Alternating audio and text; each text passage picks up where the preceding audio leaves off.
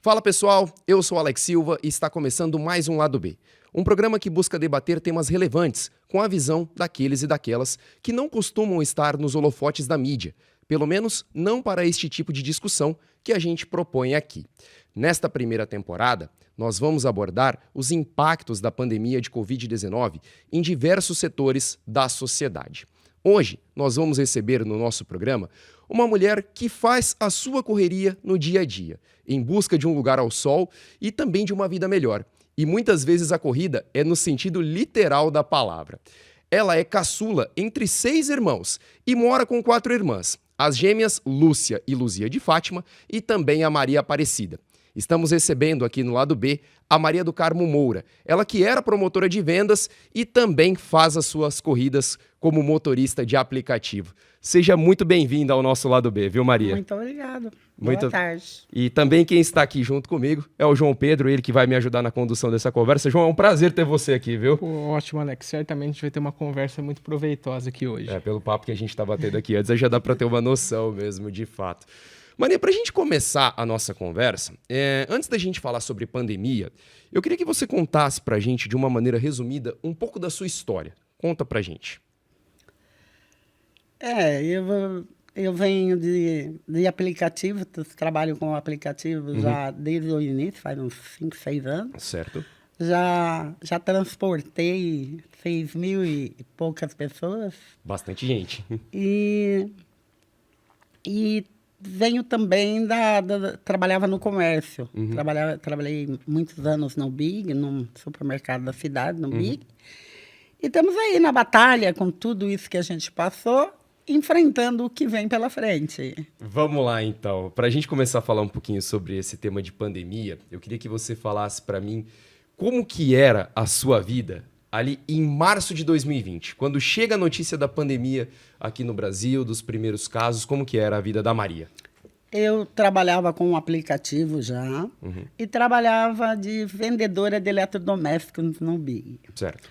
Quando saiu a pandemia, eu me assustei, como todo mundo se assustou.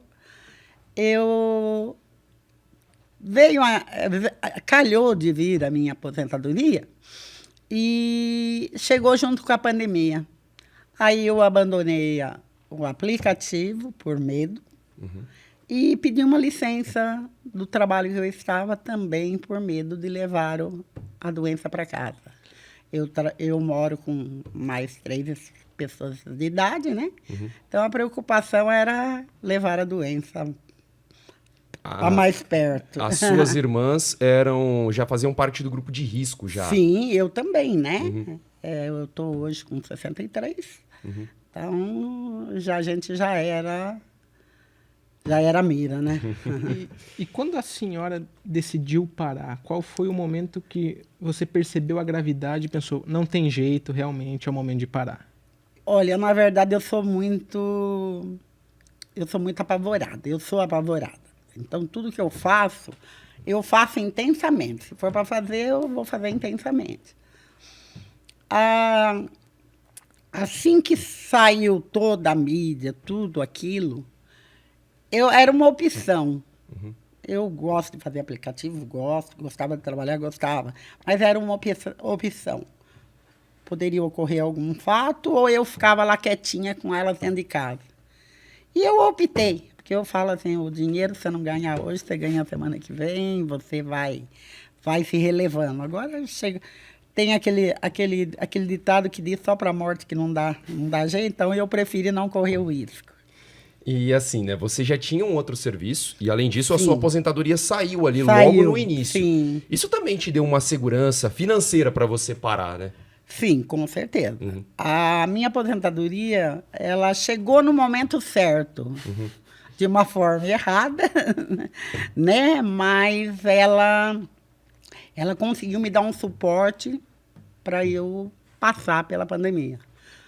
O dinheiro, as coisas que você recebe numa aposentadoria e tal. Então, na parte financeira, me deu essa tranquilidade. E quanto tempo a senhora ficou parada? Quando exatamente você voltou a fazer as corridas? Eu voltei a fazer as corridas já quando a pandemia estava bem assentada, que os bares começaram a abrir. Eu me lembro, o primeiro dia que eu fui, não lembro o dia do mês do ano, mas eu me lembro que primeira corrida que eu peguei com uma moça da Unesp, e ela foi para Getúlio. E eu me recordo, hoje eu ainda estava pensando sobre isso, que o dia que eu saí na rua, vi as filas dos bares, as mesas, todo mundo sentado, a sensação que eu tive foi a melhor da minha vida. Eu senti que ali a vida iria recomeçar. Porque você saía uma segunda-feira, 3 horas da tarde, não via nada, saía... Aquilo lá me apavorava, porque eu adoro muvuca, eu adoro estar no meio de gente, eu adoro... E eu tive que ficar muito reclusa por tudo que aconteceu. Então, o momento que eu saí para a rua foi parecia que eu tinha ganhado na loteria, porque eu estava de tão feliz. A minha passageira perguntou, nossa, seus olhos estão radiantes. Olha, e eu olhava assim, eu não acreditava naquilo que eu estava vendo, mas... Foi um pedacinho difícil, eu acho, para todo mundo, né? Não, com certeza. E assim, pelo que você fala, não era nenhuma questão financeira. É uma questão realmente de bem-estar trabalhar, né? Sim, sim, porque querendo ou não, é o que eu te disse, a aposentadoria lá me deu uma segurança, né? Mas, gente, ficar dentro de casa, no tempo, olhando as nuvens passar, não foi feito para mim. Eu trabalho porque eu gosto, eu amo trabalhar, eu vou feliz, eu vou fazer o aplicativo, tem dia que eu chego a ficar 14 horas no aplicativo. Dá 10, eu falo, não, agora eu vou parar. Ah, não, vai mais um pouquinho. Assim, sabe, você vai... Então, eu gosto do que eu faço. E eu acho que eu sofri muito por isso. Pela minha forma de ser, assim, de estar no meio do pessoal, de conversar, de rir, de brincar, e eu tive que me recolher. Quando você voltou, você já estava vacinada da Covid ou ainda não? Já estava com a primeira dose. E ali já te deu uma segurança maior? Sim. Eu, assim, na verdade, eu queria que já viesse às 4 de uma vez para resolver o problema, né? Sabe aquela antecipada das coisas? Mas sim, eu já me senti bem confortável quando eu voltei. O número de casos já tinha baixado também, já tinha baixado bastante. Porque foi uma história... A Covid, para mim, foi uma história que eu até não tinha comentado com você. Eu sempre fui de muitos amigos, a vida inteira. E do dia 26 de junho... A 29 de outubro, não tinha um dia que eu abria a minha rede social e não tinha falecido um amigo, um parente, ou alguém. Aí, no dia 29 de outubro, deu cedo, eu olhei lá e falei, graças a Deus, parece que está passando. Quando foi às 6 horas da tarde, morreu um amigo. Então, era todo dia de manhã tinha notícia. E aquele dia foi no final da tarde. Então, eu falo assim que a Covid, para mim, ela foi sabe, aquele facão que ficava assim te esperando, a qualquer momento, de todo lado vinha. Então, foi bem isso que eu me senti. E como a senhora lidava com isso? O que te deu forças durante a pandemia? Porque você ficou sem sair, você comentou muitos amigos morrendo. A que você se apegou nesse momento? Eu sou uma pessoa... Embora não frequente uma religião, eu sou uma pessoa de muita fé. Na minha vida, ela é baseada em fé. Ela é baseada em fé, ela é baseada em que eu faço para você, volta para mim, bem ou mal. E eu me agarrei na minha fé. No começo, nos primeiros dias, eu achei que eu fosse entrar numa depressão profunda. E aí eu comecei a me balançar, os amigos, mas você não. Mas é uma situação que só quem passa para saber.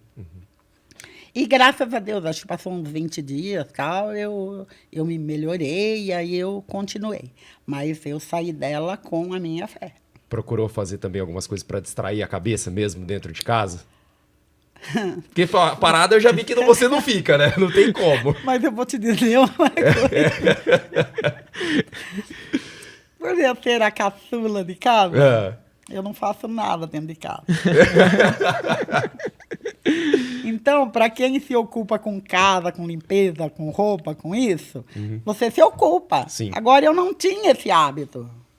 E também você ficava muito tempo fora, né? Então já era Então, suas irmãs que já ficavam, elas né? que sempre. Para você ter ideia, hoje, eu preciso tomar um remedinho, ela vem, traz a água, o copo e o remedinho. Então, assim, a minha vida, ela não foi dentro de casa. Comecei a trabalhar aos 11 anos. A vida inteira. Eu amo trabalhar, então, a vida inteira. Então, eu não tinha hábitos de casa. Foi por isso que eu acho que a maior dificuldade para mim passar. Eu lia, eu tentava jogar, tentava ver, aí eu não queria ver a mídia, porque a mídia me apavorava.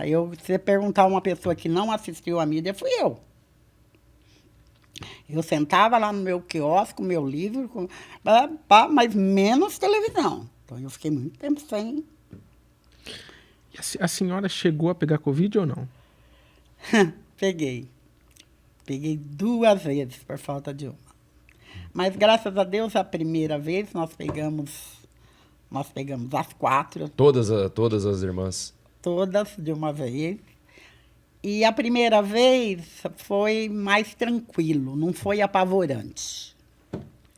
A segunda vez, 2 pegou e 2 não. E a outra irmã tinha pego... Ai, meu Deus, é um problema de saúde que não era a Covid, que também era transmissível. Sim. Então, aí eu deixei ela lá no fundo da casa e nós na influenza, acho que era. Sim. E aí nós deixamos ela na kitnet, nós ficamos na frente, e eu para cuidar dela, que ela é a mais velha. Aí a gente ia, dava o prato de longe, ela com medo de mim, eu com medo dela, sabe? Então, assim, a primeira vez não foi tanto, mas a segunda eu cheguei a me assustar mais. Porque o dia que eu fui fazer o segundo exame, foi até engraçado. Tinha uma moça esperando lá fazer o exame, eu fui fazer em Itapuí, que eu tinha facilidade para fazer no laboratório lá. Aí a mocinha, positivo, a moça que estava do meu lado. O pessoal então, assusta, né? Era o pavor de todo mundo, né? Eu acho que você, todo mundo, não tinha idade, não tinha, né, todos os riscos, todo mundo estava em risco, né? Sem dúvida. E a gente vai rolar um VT aqui agora, você vai assistir aqui junto com a gente, viu, Maria? Eu queria também saber a sua opinião, porque a gente foi pras ruas, né? A gente foi pras ruas para entrevistar as pessoas e também saber um pouco o que elas pensam, não só dos motoristas de aplicativo, mas também na questão da pandemia em geral. E o nosso repórter Guilherme Paladino traz a opinião do povo, que é o Lado B da Rua, que você acompanha aqui com a gente agora, o nosso quadro aqui do Lado B.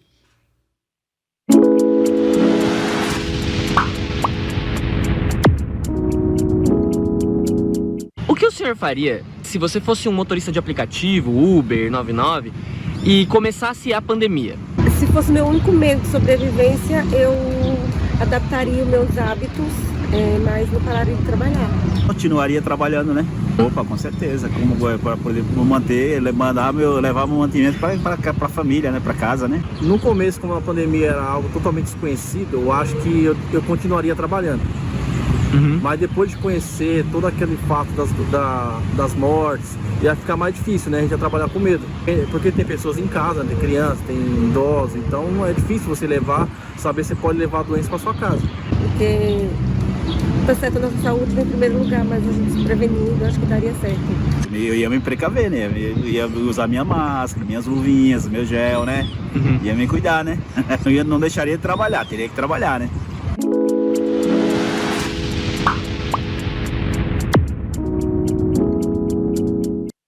Baseado nesse vídeo, eu quero trazer um outro ponto. Na verdade, são vários pontos que dá pra gente abordar a partir desse vídeo. Mas uma das coisas que, querendo ou não, ficou muito evidente na pandemia foi a politização dela. O ex-presidente, o Jair Bolsonaro, chegou a dizer, num pronunciamento em rede nacional, que era uma gripezinha e que, na visão dele, as pessoas que não eram ali exatamente de um grupo de risco deveriam se expor e continuar trabalhando, né, continuar atuando, enquanto as pessoas que ali eram de um grupo de risco ficarem reclusas. Baseado no que você viu nesse vídeo e também nessa questão do posicionamento do ex-presidente, queria saber como que você recebeu esse discurso, como esse discurso chegou para você. Você, num primeiro momento, concordou com ele ou achou que ele estava equivocado no que ele disse? Não concordei. Eu tenho uma irmã, a Maria Aparecida, ela é enfermeira, foi 35 anos enfermeira na Beneficência Portuguesa de São Paulo. Então, a gente estava bem ciente do que era uma pandemia. Ela já tinha trabalhado em uma pandemia e nesses anos dela. Então, a gente tinha ali dentro de casa alguém que nos... E a gente tinha muito contato com os médicos da Beneficência. Então, cada dia eu falava com um, falava com uma amiga, falava com alguém. Então, eu acho que essa conversa, de um ponto, eu até concordaria que a vida deveria continuar. Eu, mais que ninguém, queria que a vida continuasse. Só que é o que eu te disse, a gente tem que priorizar as coisas. E eu dou muito valor à minha saúde, a mim e dos que estão ao meu lado. Então, eu acho que acima, nem se eu não tivesse, no fato, a minha aposentadoria, eu acho que eu pararia da mesma forma. Lógico que eu tive uma tranquilidade maior de parar. Teve motorista que colocou acrílico, teve motorista que queria colocar vidro, cortininha, isso, aquilo, outro. Teve motorista que trabalhou e não ia numa UPA, não ia num hospital. Eu tenho uma amiga aqui no hospital, ela deu alta para uma pessoa com Covid e não encontrou uma pessoa para levar ele embora para casa. Meu Deus. Isso é uma enfermeira do estadual que a gente falava sobre isso. Então, o medo era de todo mundo. Tem uma pessoa em Bauru que ele foi buscar o cunhado que estava com Covid. Ele buscou o cunhado numa quinta-feira e ele pegou Covid. Uma semana depois, foi o velório dele. Meu Deus. Então, eu acho que muita gente trabalhou, as pessoas tentavam, sabe? Porque se eu for para a rua, ou eu vou para a rua ou eu não vou. Eu acho que você vai concordar comigo. É o momento que o passageiro precisa. Você precisa do passageiro, mas o passageiro também precisa de você. Agora, você lê ali que é uma UPA, você não aceitar. Você lê ali que é um hospital, você não aceitar. Então, eu acho injusto com quem está precisando do serviço. Quando você se colocar para fazer, ou você faz ou você não faz. E lá para escolher, se Deus não te manda lá, mas te manda ali, então... É uma situação que fica realmente uma... Não é uma dualidade, mas é aquela coisa. É o medo que você tem de se contagiar e às vezes contagiar as pessoas próximas. Sim. Mas também talvez uma falta de empatia, de se colocar no lado da pessoa que está... No lugar da pessoa que está precisando. E ouve muito. Ouve muito. Se você ouvir os casos que aconteceram, eram as coisas assim... Então, eu preferia... Porque se eu for, se eu estiver na rua, eu pego. Eu vou. Então, para não correr o risco de ir, é preferível não ir para a rua, né? E tem uma outra questão que vai muito ao encontro do que a gente está falando aqui, sobre essa questão da necessidade de trabalhar ou de procurar formas para trabalhar. Teve uma pesquisa que foi divulgada pelos pesquisadores do Observatório Social da Covid-19 da Universidade Federal de Minas Gerais, a UFMG, baseado em dados da PNAD e também do IBGE. E essa pesquisa apontou que somente 8% dos motoristas de aplicativo tinham ali uma outra fonte de renda.